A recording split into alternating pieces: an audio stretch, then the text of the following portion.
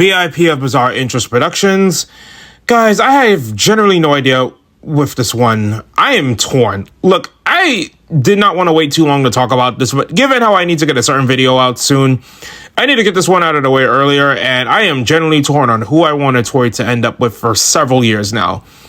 And I wasn't going to say anything, but then I saw a post a few months ago, and I was thinking, okay, I either have to talk about it on Asian American Heritage Month, or I'm going to do a string of Power Ranger videos back to back. But the month's ending, so screw it. Get it done now or later. So, should Tori have ended up with Cam or Blake? I want to look through both of their histories with Tori to give my final answer, especially because that's part of the reason why I'm so torn in the first place. But I will say, if you prefer one but kind of hate on the other, that's a little bit unfair, so I'm going to talk about why. First up, I'm going to defend Cam and Tori being a couple, because I know this is a counter-argument that kind of started this debate. But I want to actually give credit on why people think Cam and Tori works and my own interpretation of it. See, Tori was like the one ranger in the beginning of Ninja Storm who Cam didn't completely hate or find obnoxious. And whenever he was going through anything, she would be the one person that he could talk to. Like, people have said this is like opposites attract, but I don't 100% agree with that, because Tori was the most emotionally mature and intelligent of her team, especially with the core Wind Trio. Since I even noticed too that when they had a test, he was actually being able to defeat their doppelgangers, and the trick was not to defeat them since they were basically each other's mirrors. Tori was the only one who passed. Like, Cam would speak to her about his insecurities about wanting to be a Power Ranger and getting in on the action. She's the one who found him sneaking out and noticed his potential as a fighter. Whenever he would have an issue or conflict with his dad, she would be the one that he would go to. And then there's the time Blake got himself hurt, technically on purpose to find the core of the ninja ops, thinking Tori would send him there since Cam would be the best person to try and help figure out what to do. And though he called her out for not going to hospital, Cam still tried to help Tori out with her friend. And when Cam is worried Sensei Kanoi would find out, Tori convinces him not to tell his dad. And when she manages to convince him to relent, she gives him a kiss on the cheek as a thank you. And he actually smiles back with the most, okay, I actually care about her face before giving a snarky line about how men are doomed. Don't get me wrong, the scene does show she cares about Blake well enough, but at least you could see with Cam, you get the point. Like, Cam started to respect Tori much more than the others. And like, platonic or romantic, you gotta admit, that was a pretty cute moments.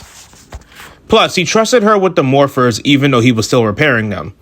To make a very weird analogy, it's kind of comparable to in Code Lyoko, where Jeremy trusted Yumi with the supercomputer the most if he and Aelita weren't able to do so, which speaks volumes. Heck, Tori even tells Shane and Dustin afterwards that Cam was feeling underappreciated when she gives them back his morphers. And while Cam can be snarky, she's kind of right. They've mostly gotten that far because of his technology. And I remember that scene where after Hunter and Blake held Cam hostage in Ninja Ops, she literally told him, if you hurt him, I will hunt you down with no remorse. And yes, there is a valid conversation that we could have about platonic and romantic relationships and how one needs to be valued more than the other, especially in recent ages. Personally, I feel like you can have both, but the fact that she cared about him so much to say that speaks volumes. Also, I will bring this up earlier, even though I know people are going to want me to talk about it. I will get to I Love Lothar. But in that episode, Tori needed someone to get her to come to that cooking class, and all the other guys made fun of her for doing so, but she asked Cam, and Cam was like, sure, why not?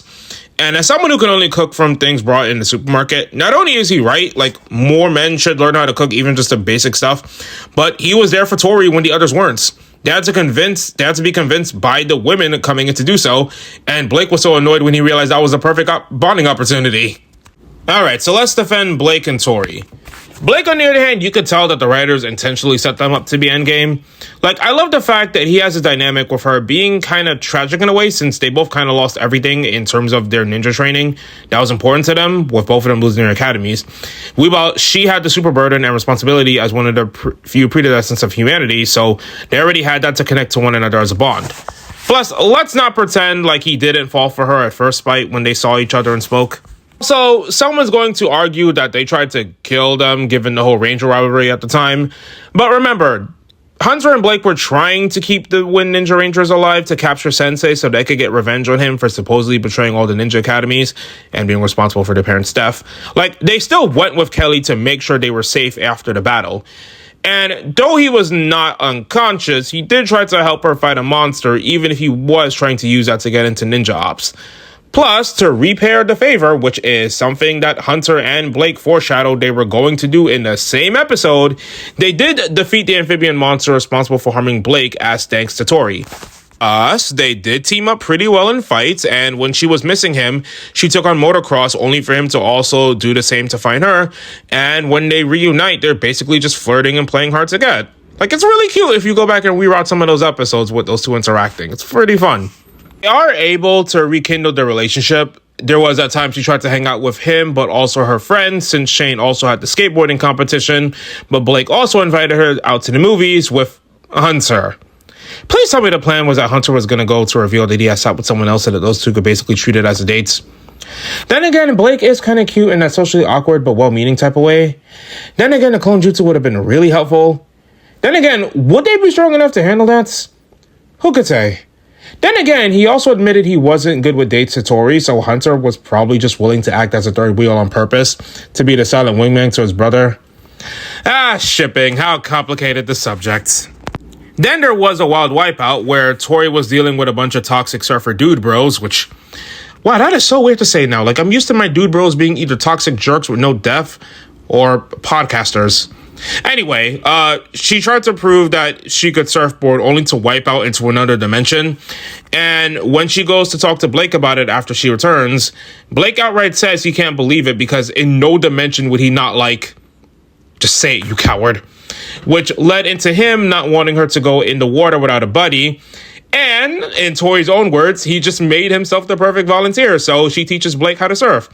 And trust me, as someone who's afraid of water, I completely resonate with him being afraid. And hey, he makes more progress than some people do when it comes to surfing. And he's willing to put himself out there despite being clearly uncomfortable with it because A, he likes Tori, and B, they're spending time together. It's cute. It's charming. It's what people should do in a relationship.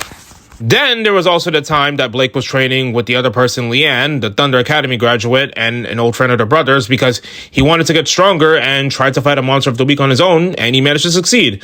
Though she was concerned that there was something going on between them, they ended up playing together on the beach later on where he teases her being jealous. Though it's crazy he managed to keep that a secret from even his brother, but Tori was the only one who bothered to actually try and find him.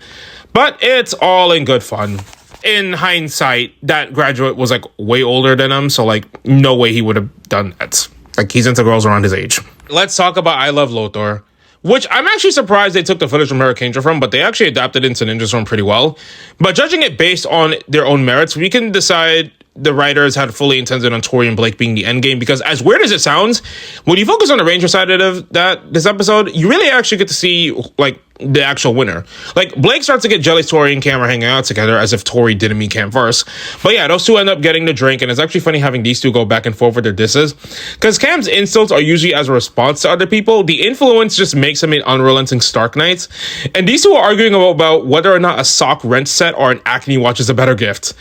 Actually, that's my question to you all. Which one would be a better gift in hindsight? The acne wash or a socket wrench set? It escalated to these two duking it hand to hand, then morphing to fight each other. And 6 Rangers are usually stronger than the rest of the team at a certain point.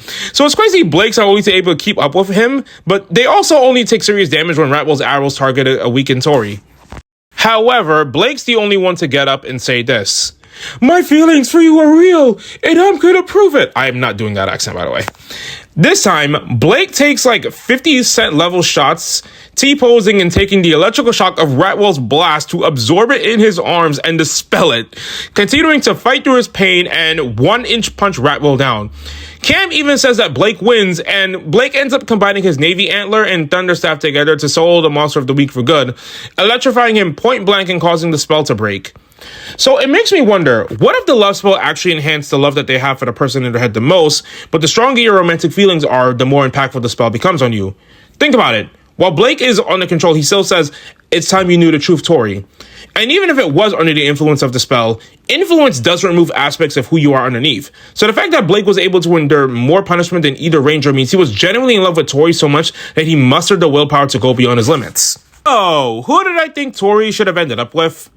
Personally, I'm still split. I really would have been interested to see Cam admit he was developing more feelings for Tori, but ultimately realized he's just more grateful to have her in his life since he was basically friendless and apathetic to others until Tori helped him warm up to the rest of the team. And I really do like their chemistry and trust with each other.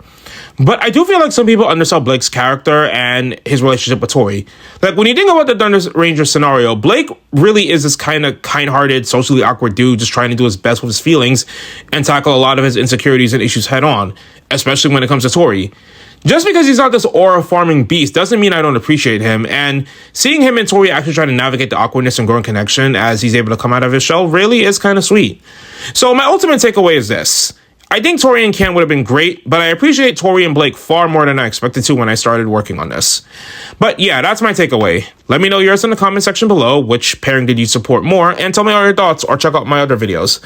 I will be working on the next video as soon as I can, so BIP of Bizarre Interest Productions, signing off.